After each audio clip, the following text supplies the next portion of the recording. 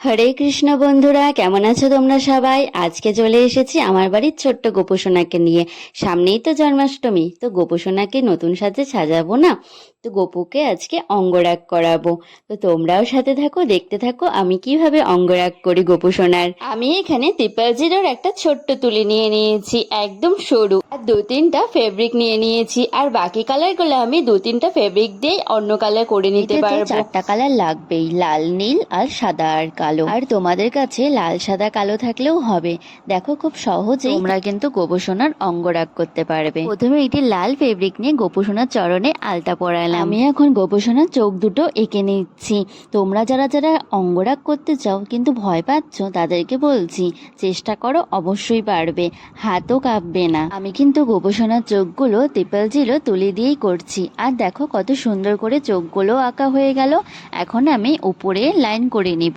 প্রথমে করব হলুদ কালার, তারপরে লাইন দিব লাল কালার, তারপরে আমি কালো দিয়ে ভুরুটা এঁকে নিব। তোমরা যদি গোপুসোনার অঙ্গরাগের ভিডিওটি আরো ভালো করে ডিটেলসে দেখতে চাও, তাহলে কিন্তু আমাকে কমেন্টে অবশ্যই জানিও। তোমাদের ভালো করে সহজ পদ্ধতিতে গোপুসোনার অঙ্গরাগ দেখিয়ে দিব। তোমরা কিন্তু গোপুসোনার চোখ দুটো করার সময় কিন্তু একদম তাড়াহুড়া করবে না। কিন্তু একদম তাড়াহুড়া না করে ধীরে ধীরেই দুটো চোখ কমপ্লিট করছি। চোখ দুটো কমপ্লিট করে চলে আসবো গোপুসোনার তিলকে। এখন সুন্দর করে কপালে তিলকটা কেটে দেব।